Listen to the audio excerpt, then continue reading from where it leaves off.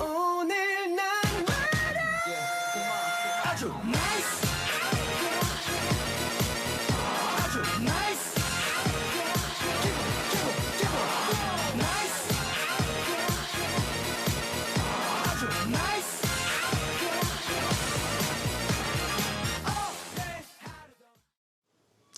올해 IPO 시장의 마지막 대여인 에코프로 머티리얼스가 코스피 시장에 안정적으로 안착했습니다. 에코프로 머티리얼스, 과연 에코프로 형제와 더불어서 2차 전지주 전반에 새로운 바람을 불러일으킬지 자세한 이야기 나눠보도록 하겠습니다. 자, 먼저 정 대표님, 네. 에코프로 머티리얼스 말도 많았지 않겠습니까? 뭐 이제 주가가 상장한 후에 좀 비실비실하지 않을까 싶었는데 의외로 상장 첫날 그리고 오늘은 상한가까지 갔습니다. 네. 에코프로 머티리얼즈가 기관 투자자들의 수요 예측에서는 그렇게 썩 좋은 반응을 좀 얻지는 못했습니다. 투심이 좀 상당히 좋지 않았었죠. 2차 전지 섹터가. 상당히 좀 저조한 경쟁률을 좀 기록을 했었고요. 공모가는 결국 뭐 36,200원 최하단 자리대에서 결정이 됐습니다. 시장은 그렇게 크게 기대를 하지는 않았었는데요. 상장을 하던 지난주 금요일이었었죠. 58%의 좀 상승을 기록을 했고 오늘 같은 경우는 상한가까지 좀 기록을 해주는 그런 모습들을 좀 보였습니다. 결국 시가총액도 5조 원을 넘어서는 그런 모습들을 좀 보였었는데 여기서 좀 중요한 부분들은 탄력적으로 움직였던 부분들 같은 경우는 보호예수 물량을 좀 예상을 해볼 수가 있을 것 같아요. 2대 주주죠.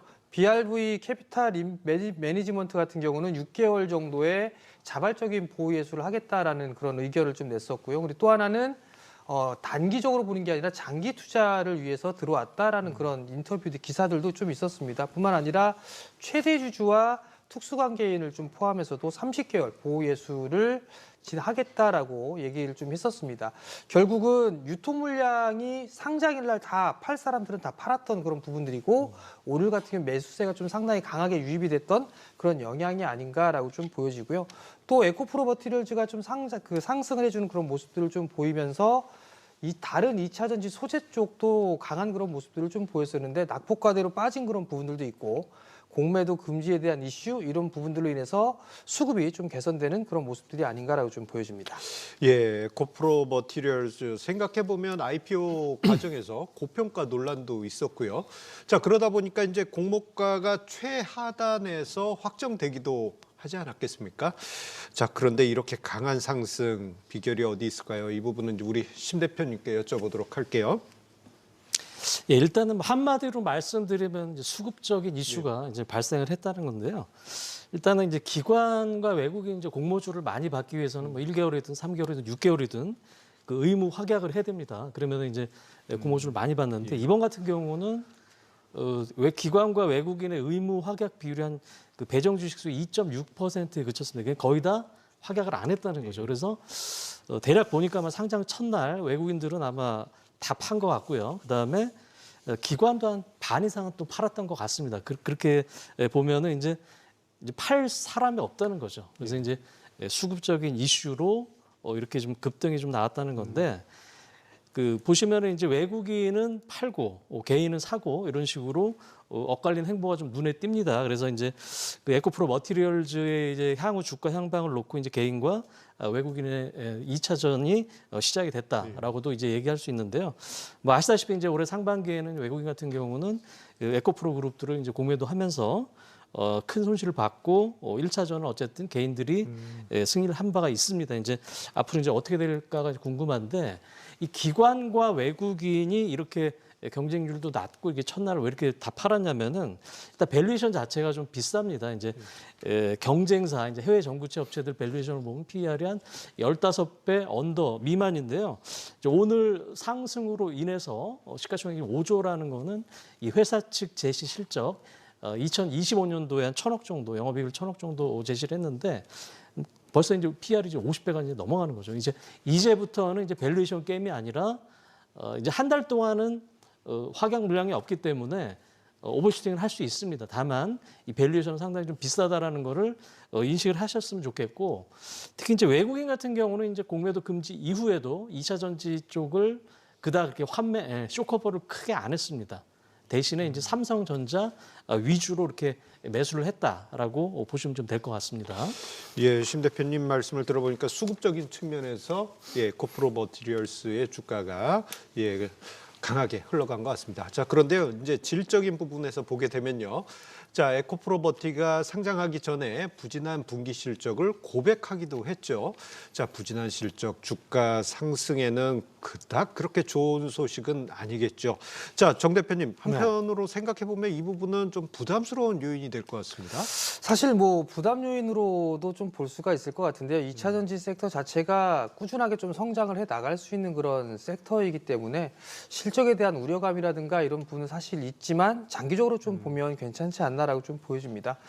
에코프로 머티리얼즈 같은 경우는 2017년도에 설립이 됐죠. 에코프로의 자회사로 좀 볼 수가 있는 그런 사항들입니다. 전구체를 좀 생산하는 기업이다. 국내 유일하게 생산을 하고 있는 그런 기업입니다. 거기에 따른 프리미엄도 좀 부과를 받을 수 있지 않나라고 좀 보여지고요. 특히나 이 전구체 같은 경우는 배터리 원가에서 약 한 20% 정도를 좀 차지를 하고 있고요. 양극재 원가의 70%를 좀 차지합니다. 그만큼 수익성적인 측면에서는 좀 좋은 그런 모습들이고 배터리에 대한 수요가 늘어날수록 이 에코프로 머티리얼즈는 성장을 해 나갈 수가 있는 그런 사항들인데 현재 6만 톤 정도의 캐파를 좀 기록을 보유를 하고 있고요. 27년도까지는 약 한 21만 톤까지 확장을 해 나갈 예정입니다. 그렇기 때문에 장기적인 측면에서 좀 보게 되면 성장을 해 나갈 수 있는 그런 상황이고 다만 이제 단기적으로 2차 전지 쪽의 업황이 안 좋은 그런 부분들도 있겠지만 투심이 좀 상당히 좋지 않은 그런 상황이었었어요. 근데 때마침 이제 공매도에 대한 이슈라든가 이런 부분들로 인해서 조금씩 돌아서는 그런 모습들을 좀 보여주고 있는 그런 상황을 좀 보여주고 있고요. 주가적인 측면에서도 반등은 좀 더 나올 수 있지 않을까라고 좀 보여지고요. 참고로 좀 볼 수 있을 만한 부분들은 미국 기업 중에 엘버말이라는 기업이 있습니다. 그 기업도 고점을 기록하고 난 이후에 1년 이상 하락을 해주는 그런 모습들을 좀 보였어요. 근데 이제 최근에 바닥을 좀 다지는 그런 모습들이 좀 나타나고 있거든요. 그러면 미국 기업들까지도 상승을 해주는 그런 모습들을 좀 보여주게 된다라면 2차 전지 쪽에 관련돼 있는 종목군들까지도 전반적으로 좀 온기를 불어 넣을 수도 있는 그런 사항들이기 때문에 주가에 대한 추이는 좀 더 지켜봐야 되지 않을까 생각을 하고 있습니다. 예, 일단 지금 에코프로 그룹주의 네 번째 주자인 에코프로 머티리얼스가 상장 이후에 어쨌거나 이제 기분 좋은 주가 흐름이 이어지고 있지 않겠습니까? 자, 그러면서 생각해 보면 이 에코프로 그룹주들이 전반적으로 힘없이 흘러오다가 에코프로 머티리얼스 상장 전후 그리고 오늘 이렇게 주가 강세가 나오면서 모멘텀이 다시 붙고 있는 것 같아요. 자, 이러한 흐름은 언제까지 지속이 될까요? 어려운 질문이죠. 계속 이어졌으면 하는 그런 바람이 좀 있는데요. 사실 2차 전지 같은 경우는 계속 성장을 할 것이다라는 그런 전망들이 좀 많았어요. 그러다 갑자기 꺾이기 시작했죠. 수요가 좀 둔화가 될 것이다라는 그런 얘기들도 좀 나오고 있었고 또 한편으로는 미국의 대선 이후에 트럼프 대통령이 되게 되면 IRA 법안이라든가 이런 부분들에 있어서의 리스크가 좀 생길 수 있다라는 우려감까지 좀 작용을 했습니다. 결국 실적도 좀 좋아지지도 않고 그다음에 리스크적인 측면이 있다 보니까 주가는 제법 많이 빠진 그런 상황들이에요. 그럼 결국은 단기적으로는 큰 폭으로 좀 빠져 있는 그런 상황들입니다. 그렇기 때문에 기술적인 반등 구간으로 좀 생각을 해봐야 되지 않을까라고 좀 보여지고요. 중장기적으로 좀 보게 된다라면 24년도에 업종별로 놓고 봤을 때도 2차 전지만큼 성장을 해 나갈 수 있는 그런 섹터가 그렇게 많지가 않습니다. 다만 이제 주가가 많이 올랐던 부분들에 있어서의 부담인데요. 지금 같은 경우는 많이 빠졌어요. 그렇기 때문에 어느 정도 이 매수세를 기대를 할 수 있지 않을까라고 좀 보여지고요.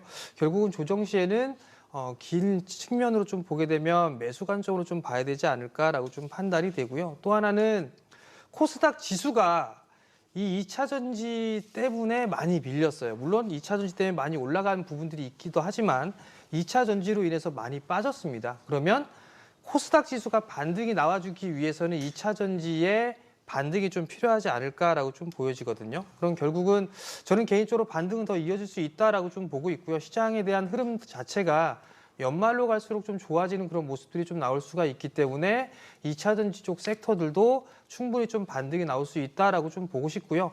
에코프로 머티리얼즈 같은 경우도 추가적인 상승은 좀 가능하겠지만 신규 상장주이기 때문에 단기적인 좀 대응이 필요하지 않을까 싶습니다. 물론 밸류 자체가 그렇게 싼 그런 측면으로 좀 들어가는 그런 부분들이 아니기 때문에 가급적이면 조정을 좀 활용했을 때 활용하면서 매수를 하는 전략이 좀 좋을 것 같고요. 추격 매수는 좀 자제하는 그런 전략이 좋지 않을까. 그리고 보유회수에 대한 물량 이 부분들은 계속적으로 1개월 차와 3개월 차 이런 계속적으로 유통 물량이 좀 생길 수가 있는 그런 사항들이기 때문에 그런 추이들도 필히 좀 체크를 해봐야 된다고 좀 말씀드리고 싶습니다.